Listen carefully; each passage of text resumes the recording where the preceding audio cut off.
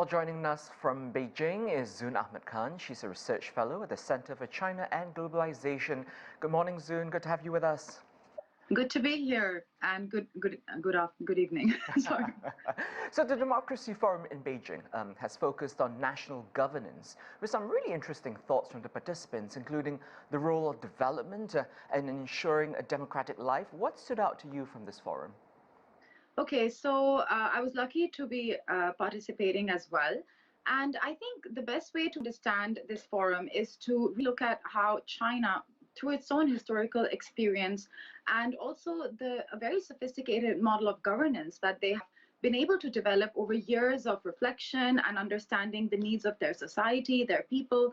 It's really a way of reinterpreting and defining, firstly, going to the what is the meaning of democracy? It is supposed to be a system of governance that's for the people, that delivers. And the white paper also that was published, the title is A Democracy That Works. So a democracy that works is one that is constantly looking at meeting the needs of ordinary people and making sure that they're consistently seeing improvement. And at the end of the day, we are talking problem solving. So this is one aspect to help people, to help the participants and also the Chinese people better understand what is it that this model of governance is, and how many tiers there are, how are people exactly engaged and involved in the process of formulating policies and meeting the requirements. They have the 2 sessions, for example. So there is an entire intricate process.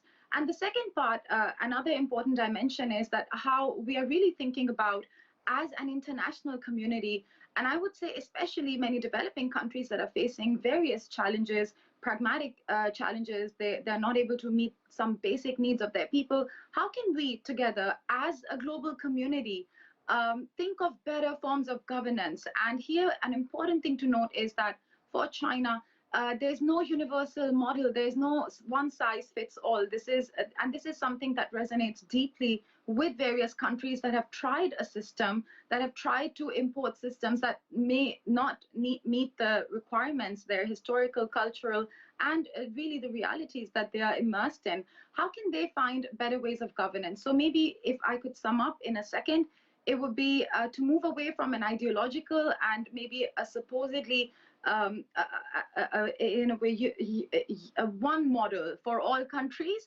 as opposed, and on the contrary, looking at good governance as a better gauge, and really thinking about how it is measurable to see how well you are governing.